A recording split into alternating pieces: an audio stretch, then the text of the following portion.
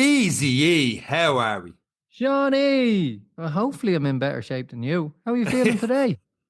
Once again, my standing desk has been lowered all the way down. I was actually just about to say, you're not so fucking brave today, are No, sir. you? No, sir, I'm not. When I got through the race yesterday, I actually felt pretty good. I'm like, I'm going to be grand. And I was telling people, yeah, no, the long run's in now for Barcelona, and I'm going to get back running, a day or two later. Not a bother. And then I woke up this morning, I'm like, yeah, no, I definitely ran 50K yesterday. I'm feeling it now.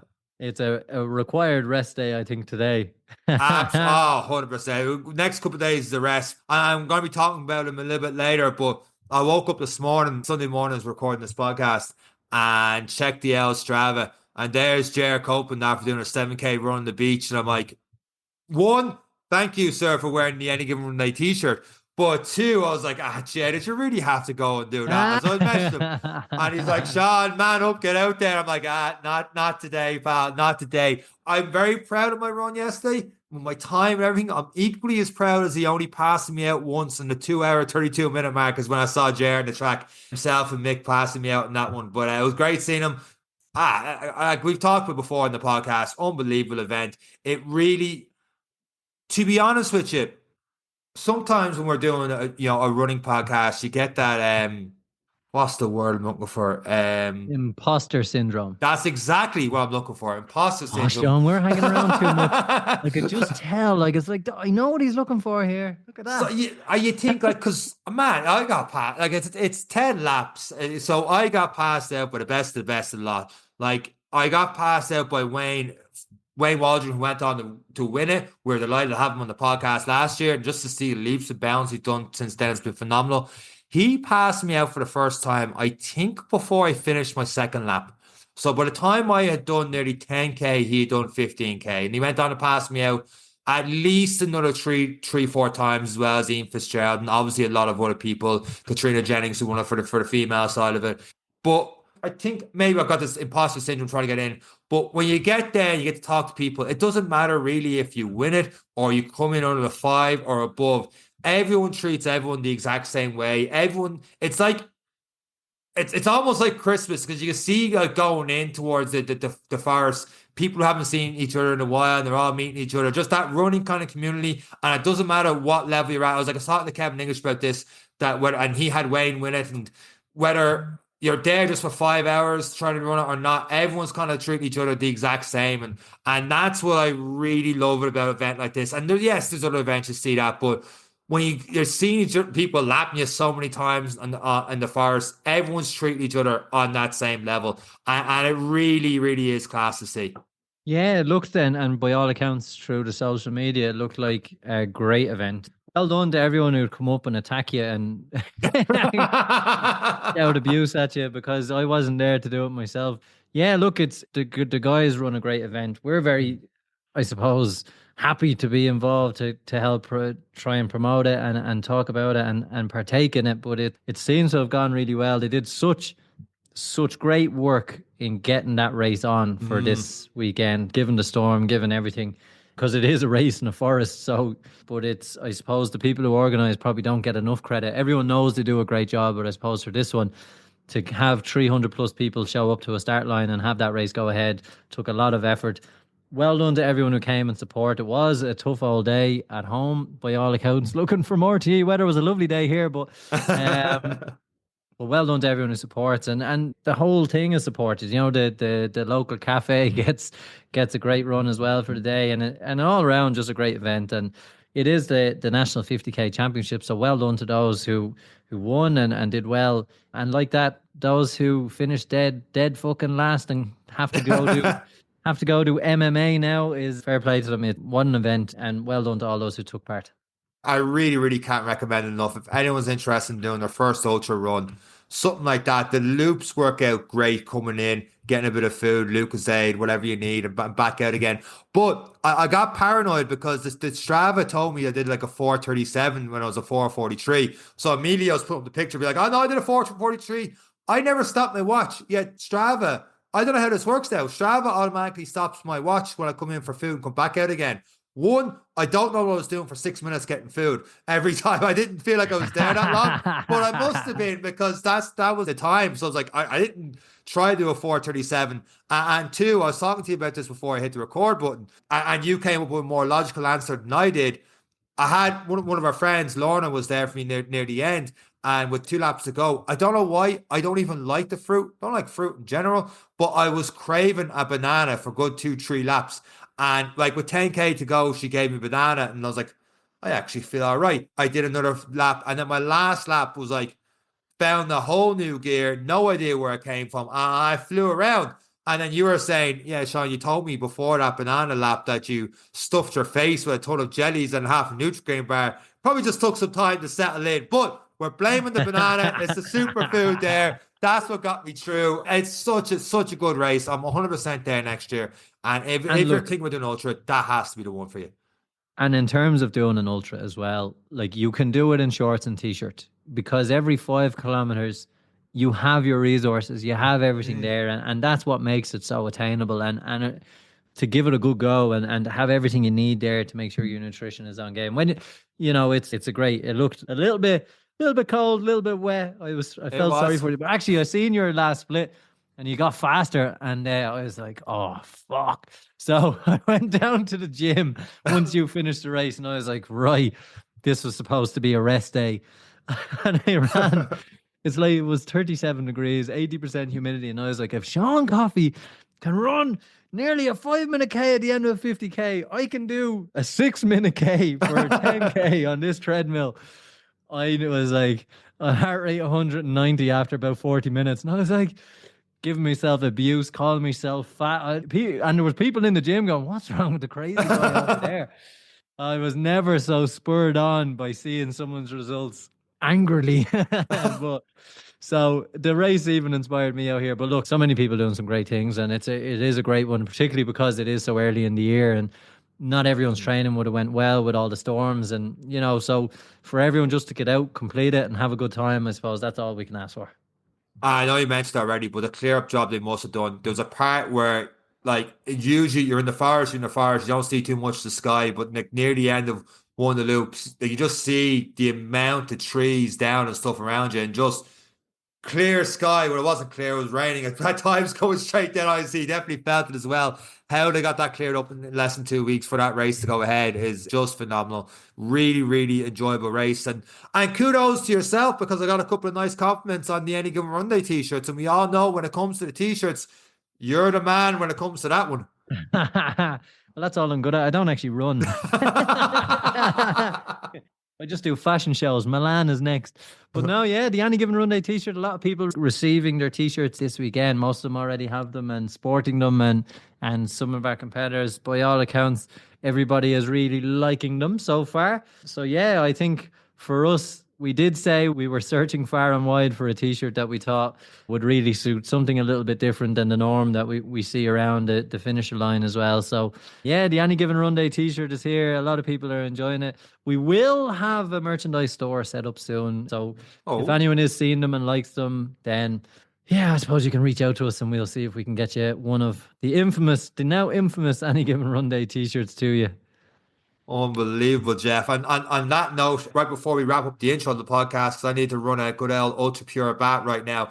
I need to relax this week. I need to pull back this week. Jer called me soft, and he's pretty much right on this one. I'm not going to do too much running. I'm going to try and ease in to my runs this week. Maybe do that weird word I'm not really used to.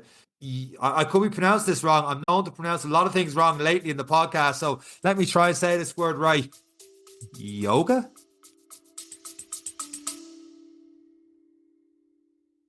Winter training? You need Ultra Pure Laboratories Wintergreen Heat Rub Cream. Recommended by physios, trusted by athletes, and tried and tested by ourselves, this is an essential warming muscle rub for cold winter days. Ultra Pure Wintergreen Heat Rub Cream is perfect for warming up muscles before exercise. And ideal for soothing tired muscles, which, let's face it, marathon training, we could definitely do with that. If you're concerned about the ingredients, it contains wintergreen oil, rosemary camphor oil, juniper berry oil, and antioxidant-rich caffeine powder. Sean has no idea what any of these means, but he knows that they work. It keeps me warm too. Apply Ultra Pure Laboratories Wintergreen Heat Rub Cream liberally on problem areas such as the legs, arms, back, neck, and shoulders, and massage as well. Boy, rinse hands well with cool water after use. I have made that mistake. It is not fun. Guaranteed Irish and made in County Mayo, Ultra Pure Wintergreen Heat Rub Cream is available in pharmacies and health stores nationwide. Shop the Ultra Pure Muscle Recovery range in-store or online and find out more at ultrapurelabs.ie. By listening to this advert, you are supporting Irish podcasts and Irish businesses. Let's get back to the podcast. That's right, boo boo. But yeah, it's yoga. This week's episode, I think, is fitting for a previous winner of the Donadea 50K. But also, I think, again, we mention it time and time again. And it's nice to have something different come up to remind us about other methods of recovery, other methods of strength training, and adding in a different level to your training. It's something we always say we're so guilty of, but I always think it's nicer to receive information from somebody that runs. Yes. I feel like they just understand the fact I don't want to stretch straight after a run. So yeah, it's one of them, and this week's guest does it perfectly, and it's a great insight into someone's running abilities and also what else is out there in terms of training that keeps us the longevity in the sport, I suppose. And on that note, just before we get into this episode, because we were talking to her after we recorded the podcast, and she brought up a great point, because you'll hear me in the podcast talk about the different types of yoga, and as a runner, which one do you go to? But like I was saying to her that sometimes I'm doing yoga, trying to hold a stretch for a minute, 2 minutes. One, it's hard. Two, it's boring. And she's like, yeah, but her sessions are more flowing into things because she understands that the runner's mind's like, I need to be doing this, I need to move on to this, and this. So the way she does it, kind of you flow from exercise to exercise, and you're not stuck in the same position for 2, 3, 4 minutes at a time. There's some now for some people that's good, the different types of yoga. But I find with the training mind that we have and running, trying to get out there all the time, that you don't want to be just not moving for 2, 3 minutes at a time. So just getting that different mindset, and like you said, from someone that actually does running, but is also very accomplished in the yoga world as well. Yeah, and that is it. It was yoga is the expert, and as you'll hear from the podcast, the side gig was the great running. So it's a great episode and a great change of pace.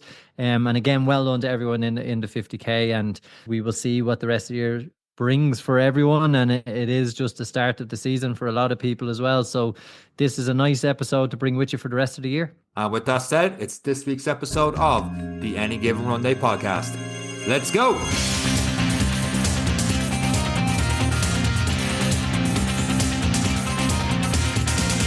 So this week on the Any Given Run Day podcast, we have an ultra mountain runner who has represented Ireland twice in the European trail competitions, was the 2016 winner of the Donadea 50K, and 3-time winner of the Art O'Neill Challenge. She is an aerial yoga teacher who also runs yoga retreats in the Wicklow Mountains. Suzanne Kenny, welcome to this week's episode of the Any Given Run Day podcast. How are you getting on? Hi guys, thanks for having me on. Delighted. Suzanne, you won the Art O'Neill. Did you know Sean got lost in the mountains and never finished?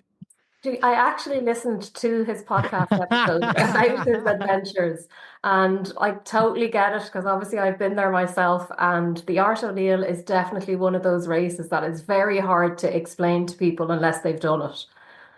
Thanks, Suzanne. That's the nicest intro we've had in quite a while there. I like that one now. That's nice. I'm happy with that. Eric, things are starting to change, Sean. People are starting to be nice to you now. We'll change that now in about 10 minutes. Let me get warmed up. Suzanne, you are very welcome to this week's episode.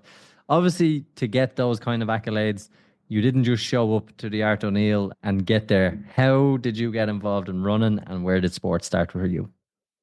Well, I've actually always been one of those people that's been into sport. So from a really early age, I was like playing camogie with Kilmacud Crokes. I was swimming, I was Irish dancing, I was playing hockey, centre forward. I started horse riding at the age of 5, and that's something that's still huge in my life. I breed and train horses. And I suppose I've always been super active. I'm so glad I grew up in a time where there weren't phones. So it was just part of my life to be always out and about doing things. And I suppose the running I only really started in maybe around 2009. And it was just a pure fluke that I randomly decided to enter this adventure race in Achill called the Achill Roar. And again, just no training, nothing properly, came out and won it. And I remember I met a girl there. I know. I met a girl down there called Rachel Kinchlock. She's actually quite, well known in the IMRA community. And she said to me, you should take up mountain running. There's this great organization called IMRA. You need to look them up. And I just kind of laughed. I was like, yeah. And went along then and decided to look up what this IMRA kind of crowd was. And that was probably, again, maybe late 2009, 2010. Decided to do the odd race on a Wednesday night in their Leinster League. And suddenly I'm turning up every week and I'm winning every week. And I'm just like, Jesus, I must be good at this. Like, I'd no running background, no nothing. It was just every week winning. I think, bar 2 races, I won every single race that I entered. And I was just there going, okay, this is working out. But I had no guidance. As I said, I had no running background. I wasn't in a running club. I wasn't doing sessions. No joke. I used to be in the gym all the time and I'd show up to this IMRA race on a Wednesday night, but between races, I was doing 0 running. So fast forward a few months and I got selected to go off and represent Ireland in Bulgaria and went out and I think I came 20 something, like really good. But suddenly then I kind of started to get this niggle right up in my groin, which isn't the nicest place to have a niggle. And it turns out I got a pelvic stress fracture. And where I had it was very common for women in this particular area. Just obviously a male and female pelvis are slightly different. And it makes sense. Like I went from 0 to hero, like literally no running to suddenly pounding up and down mountains all the time. So that kind of made me take a little bit of a step back and to try and go, okay, I can't just randomly start running. And I suppose I took a few months kind of cross training. And from there, I was kind of in and out, just kind of racing for fun all the time. I never took it too seriously. I loved doing it, but I also loved going cycling with my friends. I also was competing all the time with my horses. So even now, I don't consider myself a runner, even though I do have a great running CV, but I do anything that involves movement. Like I'm one of these people that loves adventures, love being out on the mountains, and I'm now living in Wicklow. So I'm in my element, just up in the mountains all the time.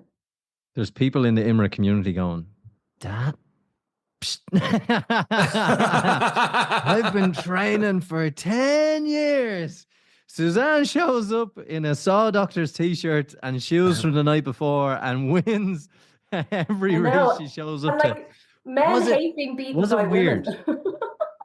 Was it weird? What, like, I know you've mentioned it weird, but I kind of want to dive into because you always kind of race against yourself. And in a lot of the trails, you find yourself in your own. But in those kind of settings, like in a marathon, there's a very easy metric. In a 10K, there's an easy metric. You're as good as a time over that distance and you can put it against the world. An IMRA race is very different. It's a different trail. It's a different this.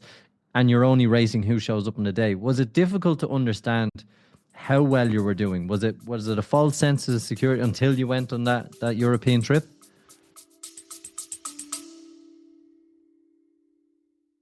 Looking to recover faster, train harder, and perform better? And then what? Perform Nutrition is one of Ireland's leading sports nutrition brands with a number of great tasting protein powders, a range of vitamins, as well as other supplements such as creatine. All products are made in the GMP facility in the west of Ireland, and they have a range of batch tested and informed sports certified products. Perform is trusted by a number of Olympians, High Rocks champions such as Sean Noble, he was in the podcast. Yeah, right, he was. Also CrossFit Games athletes such as Emma McQuaid and many more. Perform's goal is to offer the highest quality, best tasting nutrition products for competitive prices. And now you can get an extra 25% off all products with the code AGR on their website, performnutrition.com. 25%? I'm typing it in now. And don't forget, we are supporting Irish companies. You are supporting this podcast by listening to this advert. So support Irish, get behind your podcast and get behind your local businesses. And until then, let's get back to the podcast. Again, I didn't overanalyze it. I never wore a watch. I didn't ever have a clue what pace I was running, what time, like, because all that is kind of irrelevant in the mountains. I used to just literally ready, steady, go, run as fast as you can. Like, that was it. And I got away with it. I was young. I'm in my 40s now. I was probably late 20s, early 30s when I was doing that. And yeah, I just didn't overcomplicate it. Just literally went out there, and I knew I was good at climbing, like uphill. I used to be just always really good at that. Like when people were walking, I would just trot by, like, hello, and they'd be like, for fuck's sake. Throwing rocks at you. Yeah, because I'm quite short. I'm only 5'1 3/4. So this little child-like person would just go running past. And I knew, like, it used to kind of be amusing for some of the men. They used to get a little bit annoyed sometimes being beaten by a woman. But anyway, it was fine. That's where the term getting chicked came from. Just getting like passed out by a woman. It was used to be fondly known as getting chicked. I was good at that. I've never heard that phrase before. And I don't think myself and Erica went winning and then winning and then winning. It's definitely a phrase none of us, myself and Erica, have not said before. So you were doing this then side by side with the yoga and everything else. And then did you ever feel like just one over the other, or was just trying to get as much different things? You talk about horse riding there, the running, the ultra mountains. Like, did you ever have different goals in running to go further when you got a taste of representing Ireland and Europeans? Was like, so we have some people in the podcast talking about doing sky running, or what's the UTMB kind of running, stuff like that. Did that ever come into mind for you? I think because I've always been self-employed since I became a yoga teacher. I'm teaching now 20 years. So from 2004 onwards, I still had to concentrate on my career. I opened a yoga studio in 2011. So this was all kind of happening in the background. And I knew, like, that I wasn't going to be a professional athlete, and it's not something that I was going to try and pursue. Like, running wasn't going to be ever my full focus. It was just always going to be something on the side. And for me, my business was something that I was really, really passionate about. And my horses will always come above any races or running or anything like that. Do you get involved in any of I suppose you like being in the outdoors, you like being in the countryside, any of the orienteering events? You say you compete with horses. In what level do you compete with the horse? To be honest, because I breed my own horses, like I have them from babies right up to when my oldest is 22 now. So they would be called what is considered a sport horse. So they do dressage, show jumping, or cross country. So depending on each horse, they all have their own little talents and personalities and everything. So I do a lot of cross country, a lot of dressage, which I know some people think looks really easy, like the horse is just dancing around the place, but it's actually really physically hard and takes years and years of training. And show jumping. But, again, not at a professional level. For me, it's just, again, nothing that I earn money from. They just cost me money. Really big dogs. Yes. And I suppose that love for working with it, it's one thing I found, like when growing up, I tried a little bit of horse riding and stuff. That's why I prefer a bike or running. I only have to trust myself. There's a lot of trust you have to place in the horse as well, and it has a mind of its own as well. Have you had any incidents or injuries coming off a horse or anything?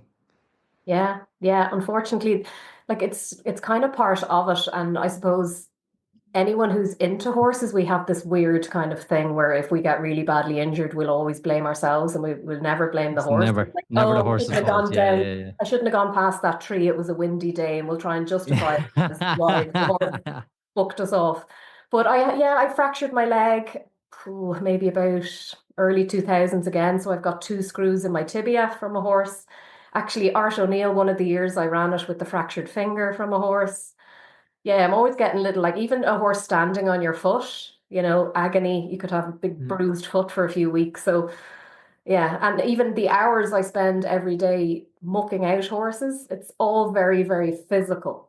So I'm trying to learn as I'm getting older that sometimes less is more for me in terms of training. Like I know I'm doing so much every day physically, whether it's teaching my classes or working with the horses. I don't need to be in the gym doing loads of strength work because I'm doing it every day.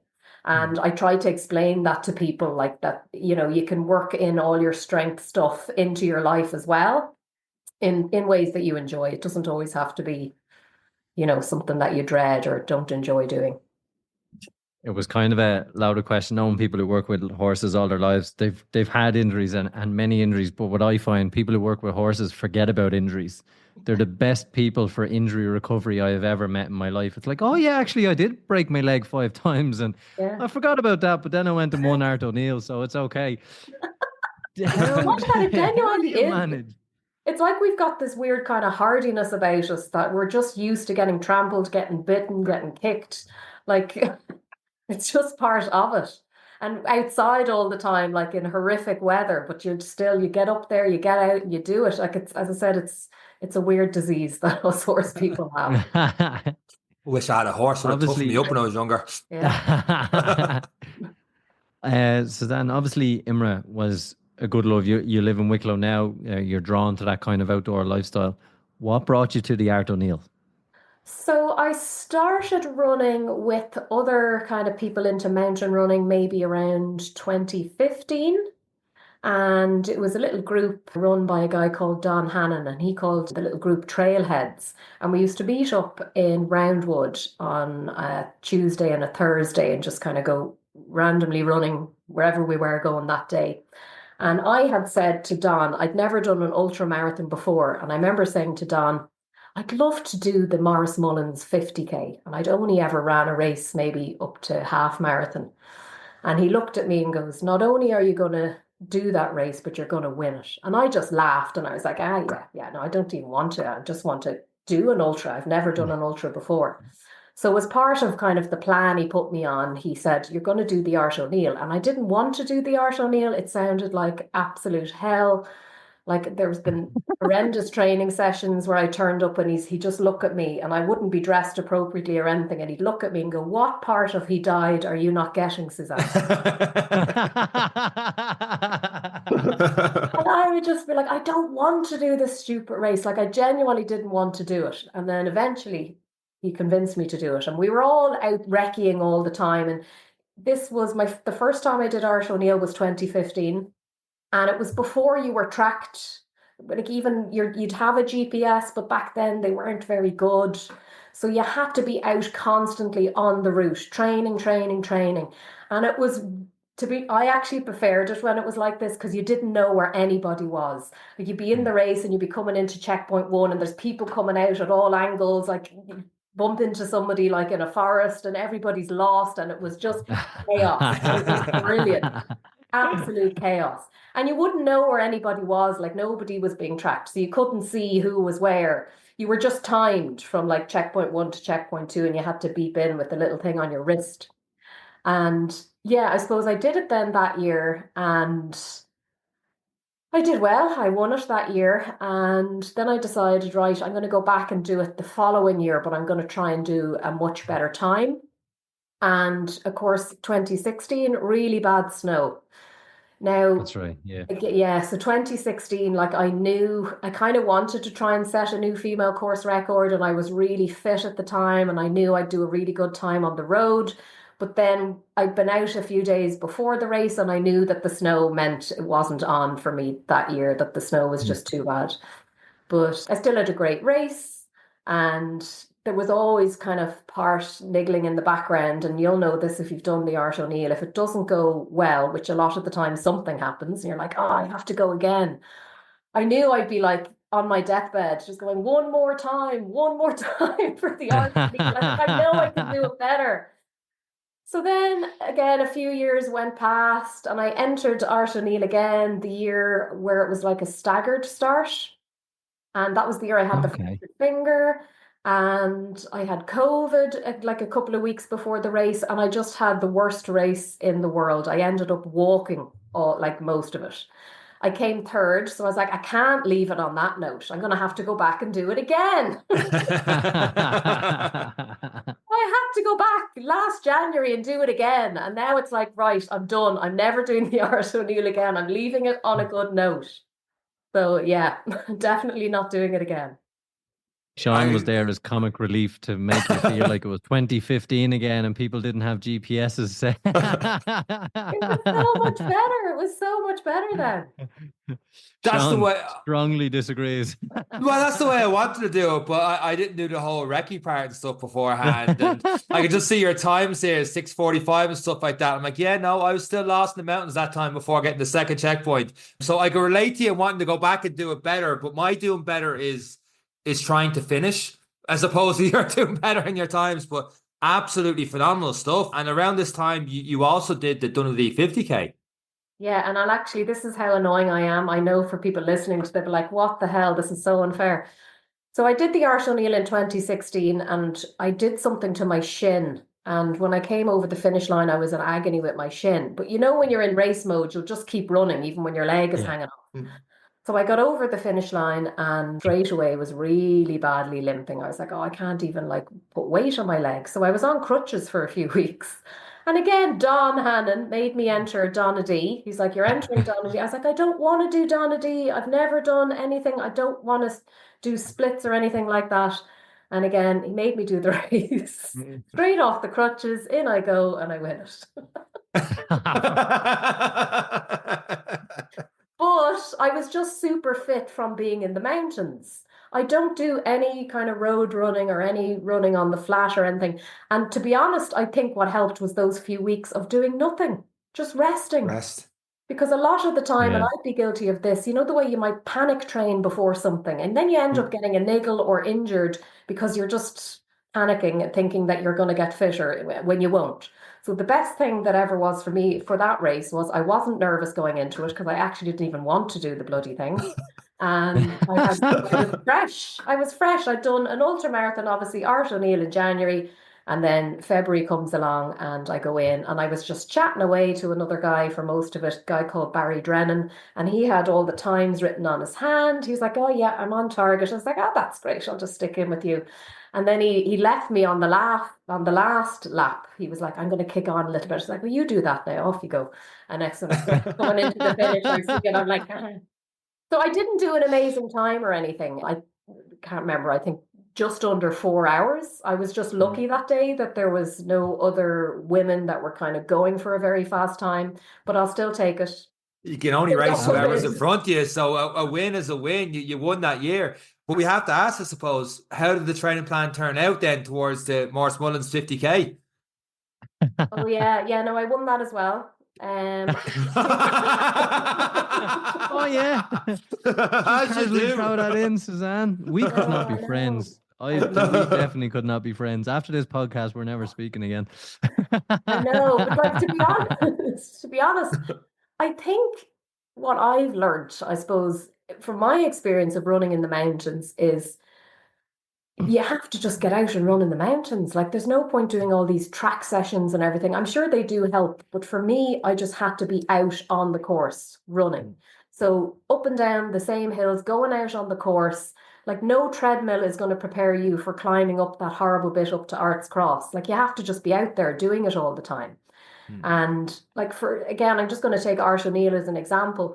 It's hard to train for because logistically it's kind of awkward to get to CP1 and CP2 and like obviously the finish is down in Glenmalure.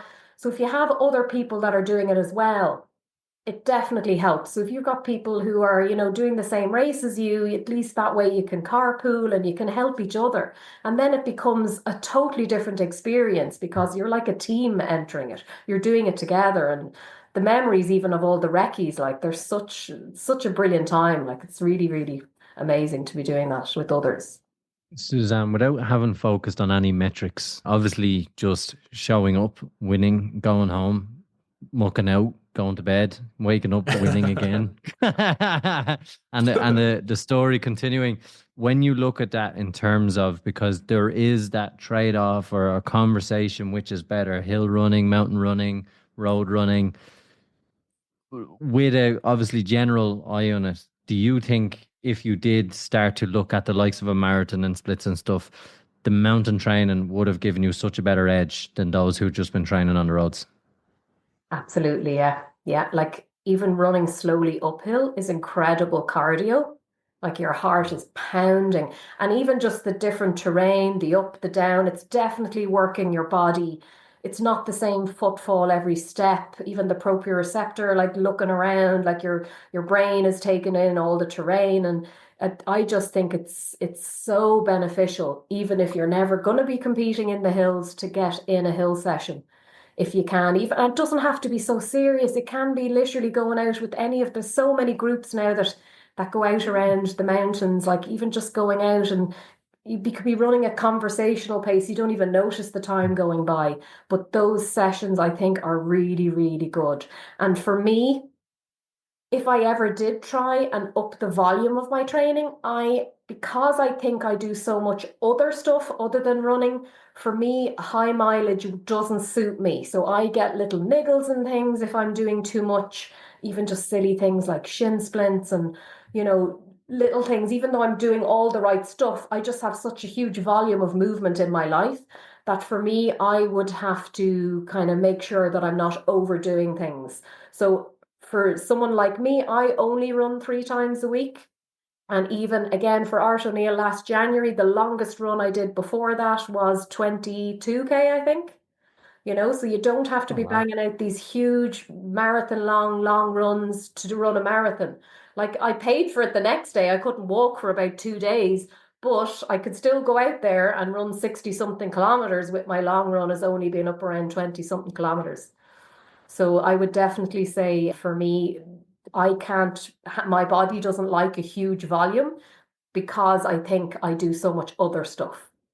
You obviously have an expertise of 20 years of something I bullied Sean into doing, and I do regularly enough myself. Yoga.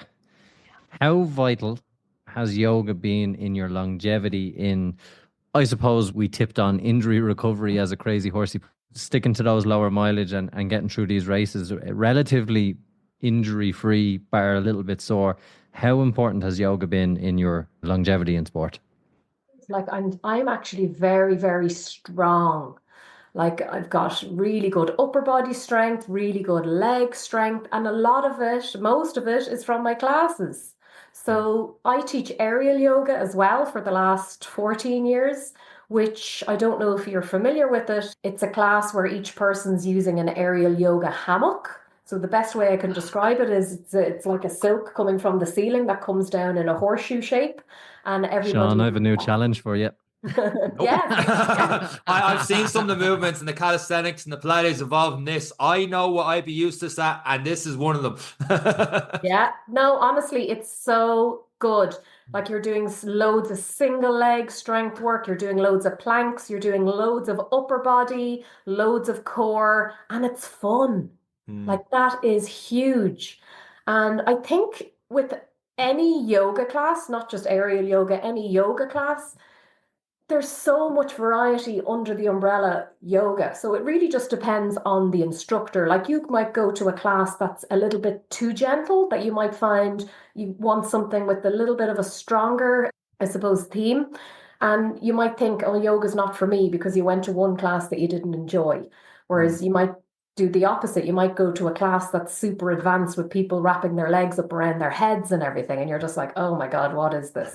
So I would definitely say sometimes it takes a little time to find an instructor that would be teaching what you're looking for.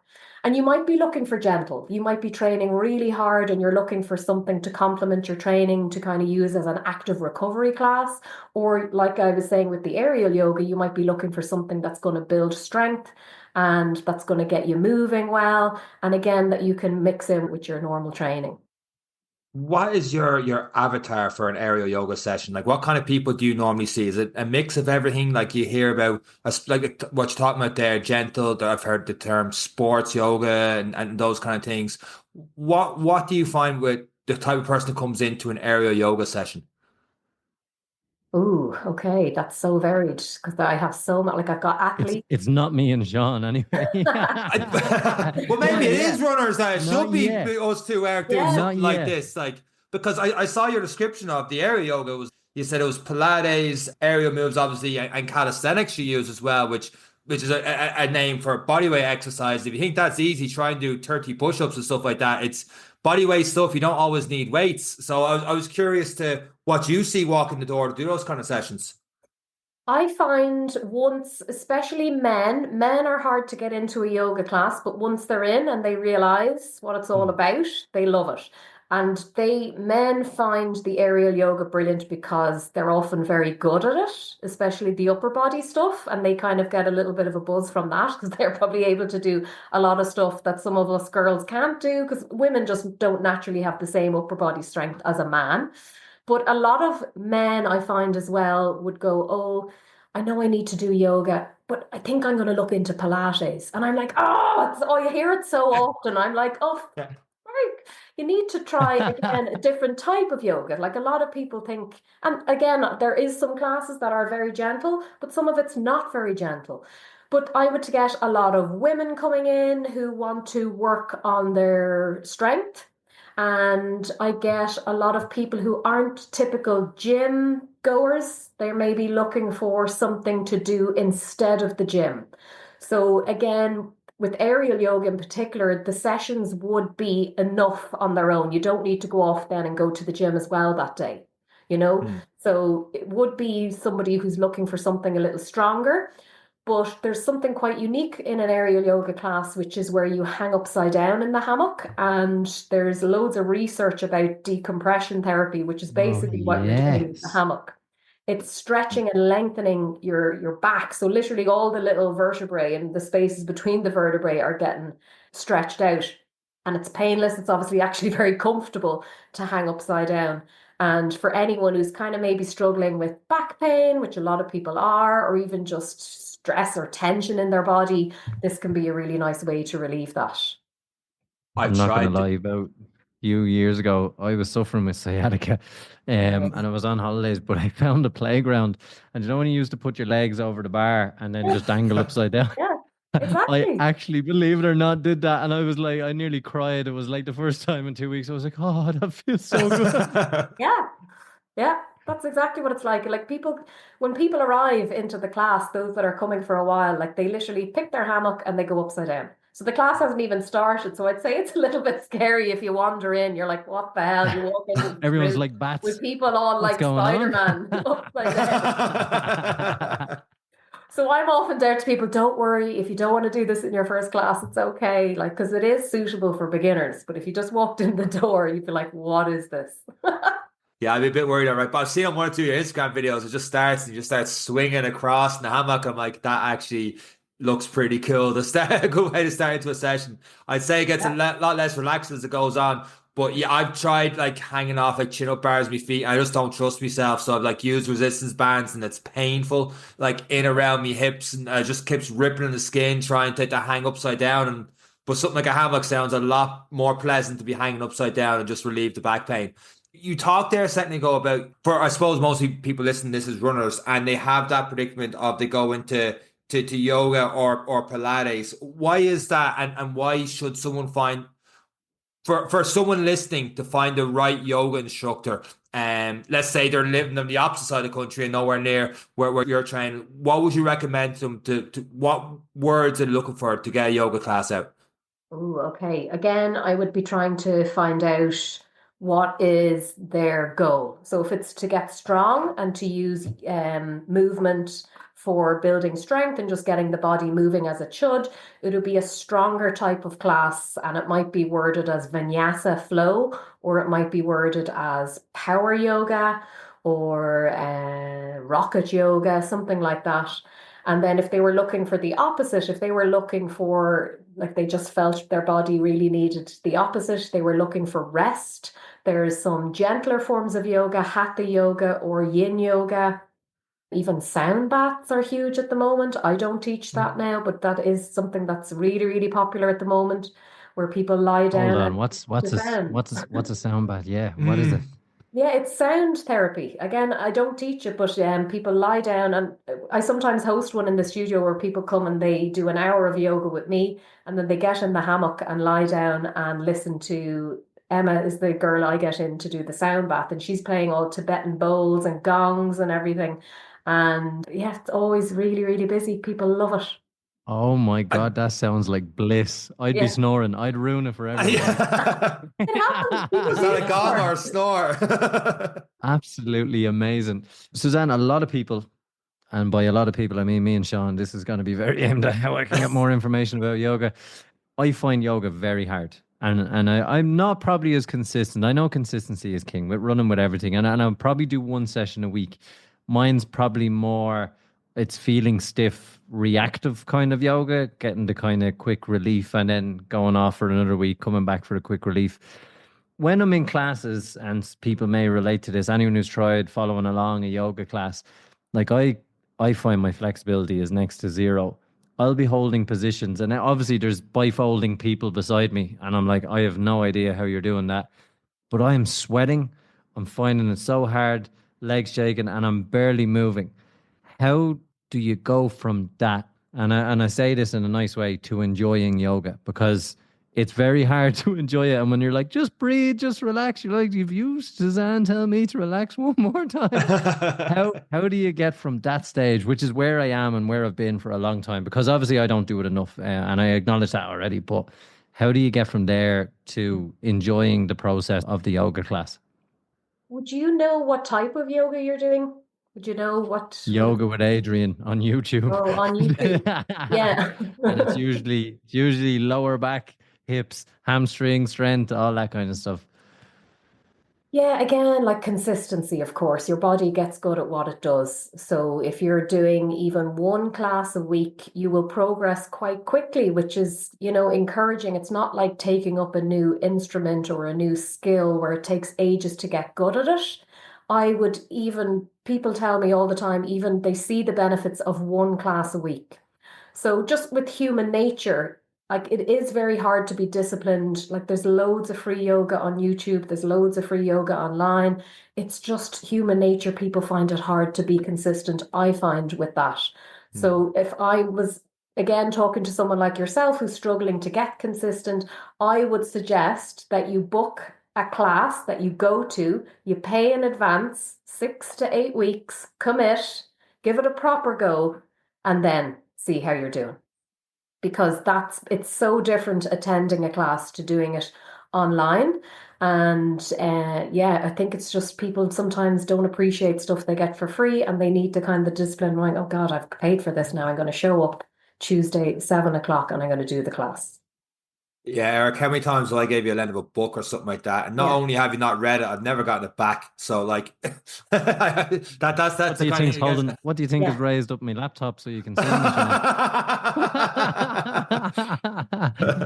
But like even within the yoga, I suppose, postures and things, like because I'm so into movement and I'm so into sports and even how the body should move and biomechanics and foot mechanics and everything, I add a lot of non-yoga stuff into my classes.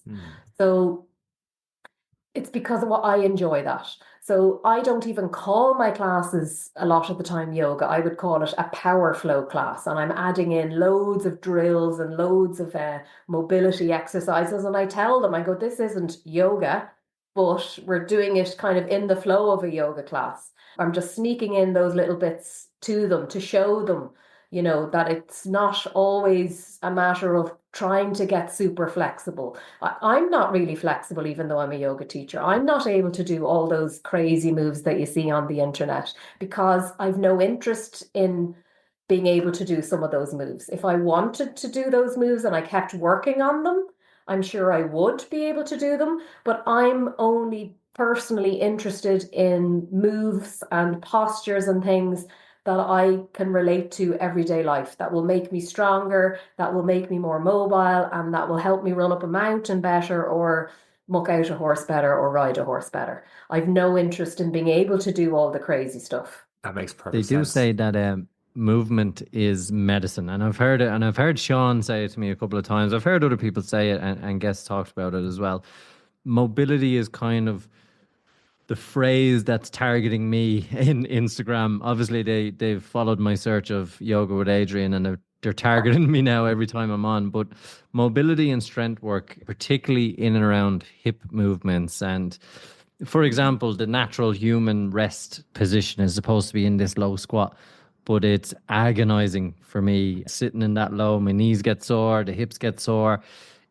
Is this the kind of thing we're missing now for me in a job where I sit for 8 hours a day, or people who are sitting behind desks? We're not really moving, we're not mucking out horses. Is that when it starts to become really, really vital for as we get older and into our 30s, into 40s? Yeah, absolutely. Like a lot of the time with those low squat positions, we think it's our hips, but it could even be your ankle mobility. You could have terrible ankle mobility that's stopping you from being able to go into that position. But like as you can imagine, like a lot of the time our lives we're sat a lot during the day, especially if we're work all day, and then we get out and we go for a run, we go to bed, then we get up the next day and we do it all over again. So we're never bringing our hips into the external, internal rotation. We're constantly just forward, back, forward, back, forward, back. We're like robots doing the same movements every day and not even showing the nervous system how to go into these different positions that our bodies are able to go into. And if you don't use it, you lose it. I nearly said that wrong. If you don't use it, you lose it. It's so true. Whereas if you've stopped moving a certain part of your body, that movement isn't gone forever. If you just start doing it again, your body suddenly is able to get back into it. So a lot of the time, the movements are there. We just haven't been training them. So if you did that low squat every morning, but when you got out of bed, within a couple of days, you'd be much more comfortable in it.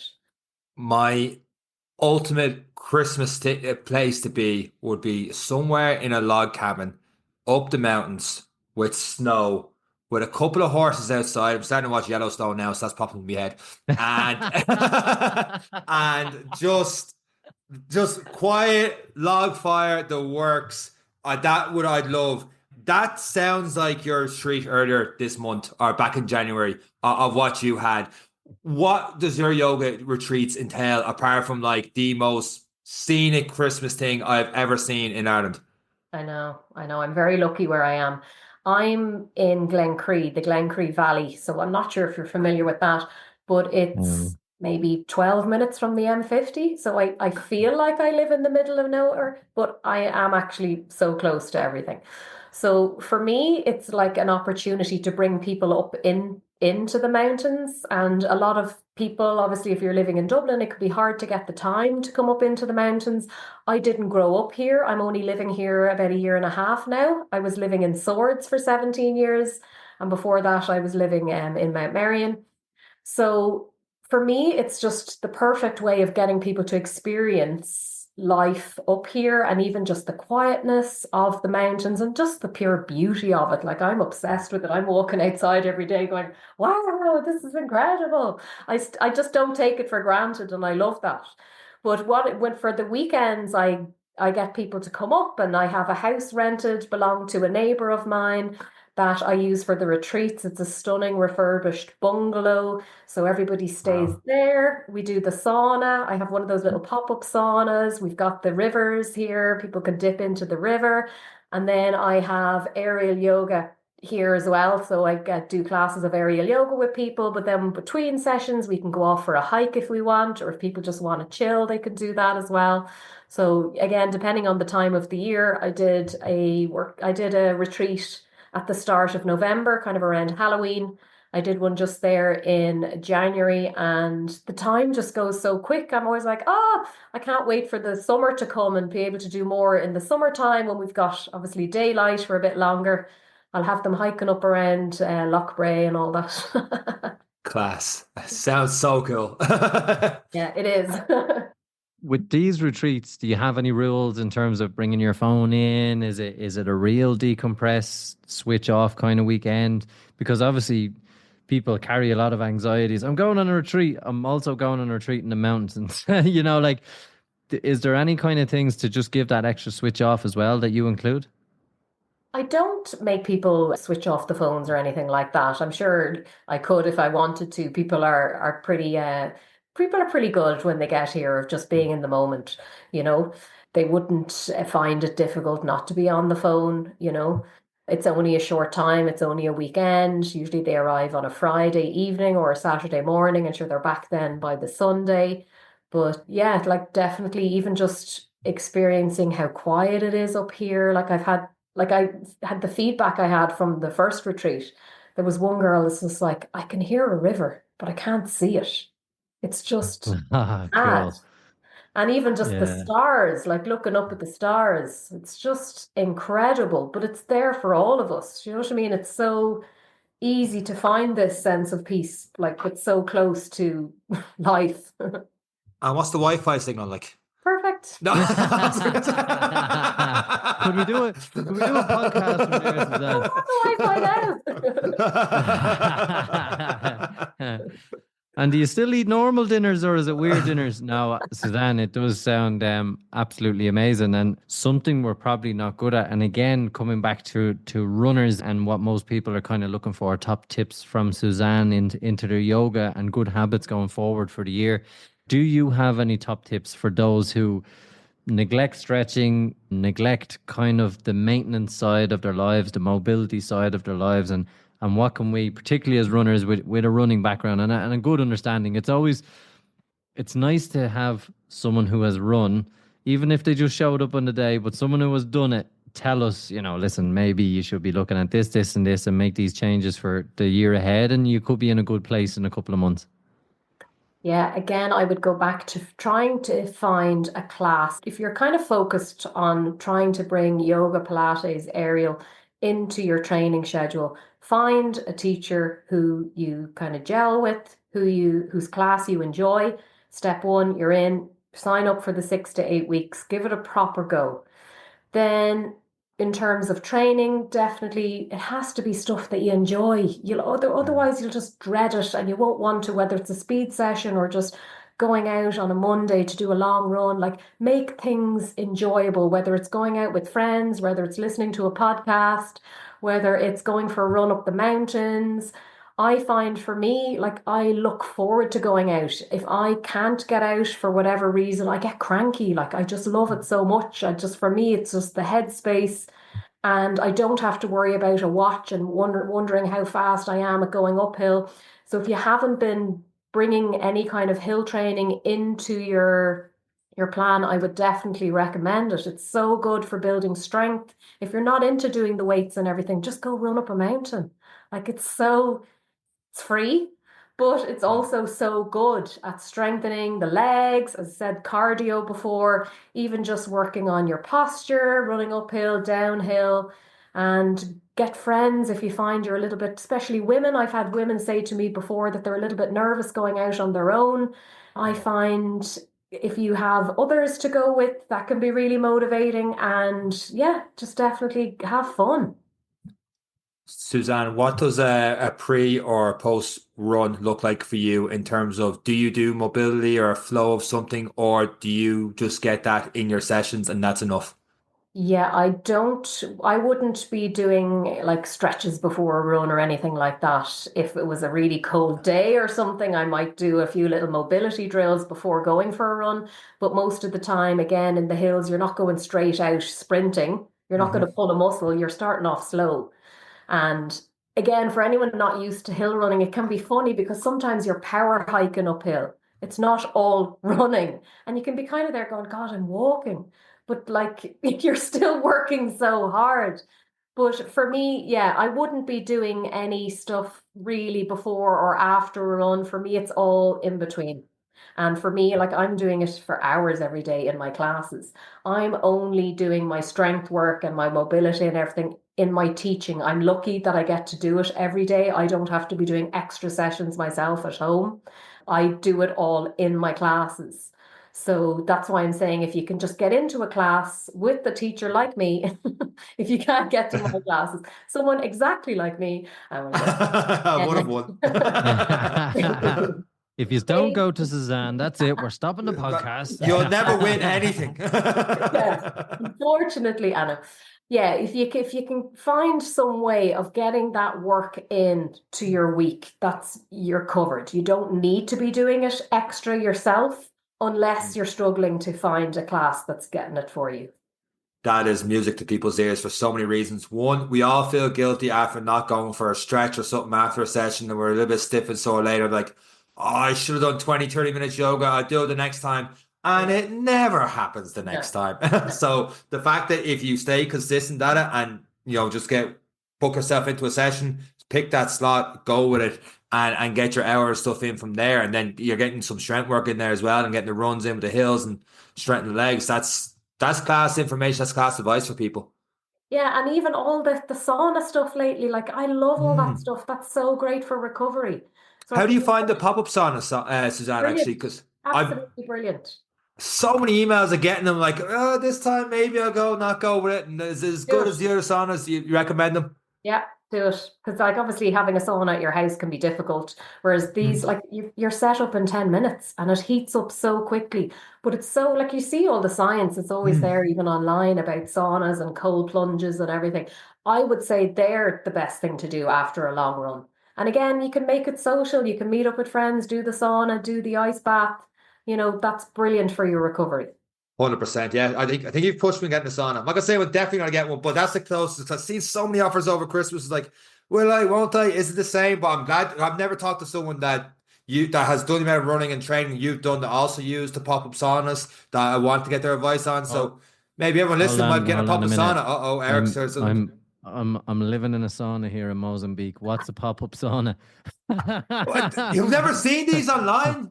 No, Oh, yeah, I God. told you I'm getting hip exercises advertised to me.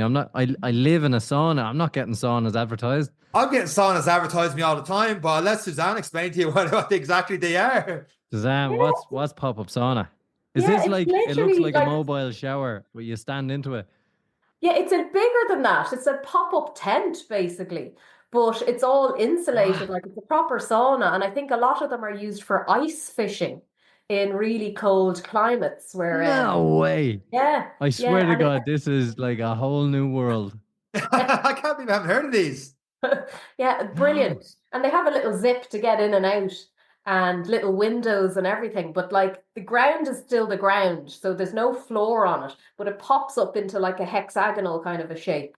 And you can easily fit 4 or 5 people in. And you've got your wood burner and everything. And yeah, I just find it so good. And it heats up really, really quickly. So you're not waiting for ages and you're in and out, you're done. But like as you know, there's saunas everywhere now. So even if you don't have the opportunity to buy a pop-up sauna, like there's loads around the sea, there's loads around Dublin. Just go in, do it. Even try and get that into your week. One sauna a week with your yoga. Eric doesn't know because he's over in Africa in the far side of the world. But This is saunas are amazing. so popular over here now, man. How When long are I you when over I there? get back, I'm gonna be like, Sean will be inviting me over, be like, yeah, no bother, can I bring me sauna? How long are you over there, This is Eric? great. I was worried. I'm here now for another year-ish, but I'll be back in March inquiring about a pop-up sauna just to defrost, make sure I stay warm when I get back. But I swear, like it's amazing. You guys are talking like this, like it's cornflakes, like it's just a given. I'm like, what? Yeah. What has happened? Like I thought you were talking about, the way. I know there's a place beside the Boyne River. I know there's other places near some of the hot spots, like the 40-foot, that it's a pop-up. It's actually a guy with a trailer Yeah. or a guy with a trailer that has a sauna attached to it. But this is actually in your back garden, an electric heater, and away you go. Not an electric heater, a this wood is burning amazing. stove. It's a proper wood burning A stove. wood burning stove. Yeah. Oh my God. You've got the 200. You know what? stones and everything on top, and you do your little ladle with the Oh water. my God, this is a revelation. I'm excited. I'm excited. 250 odd episodes. I've never seen Eric's mind explode as much as it has right It's now. absolutely amazing.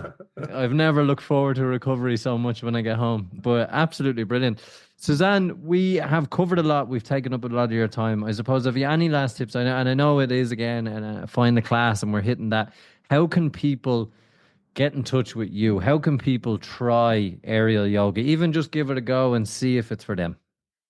Well, I teach mainly in Swords in North County Dublin, and I often do weekend workshops. So if you can't make midweek, if you're living south side or you're living just outside Dublin, you can come at a weekend. I often do these little pop-up workshops. And then obviously I'm here in Wicklow now. I do the odd workshop here, and obviously I've got my yoga retreats here. So even online, I teach online on a Tuesday. That would be a non-aerial yoga class. And that would again be, give it a little plug now, it's only a 45-minute class. But I do lots of that body weight strength work in that class. So it's like a yoga strength hybrid class. So no excuses. You could be anywhere in the world. And log All in. right. So what are you looking for? Sorry, signal's bad, and now can't hear you. English me no good. And with that, Suzanne, we will get all the details for all of your classes, including the online Zoom classes, and we'll have them in the show notes and attached to the post on Instagram. And we will link in for those who are looking for more information and resources on Suzanne. It'll all be attached to the episode. Suzanne, it has been amazing to have you on.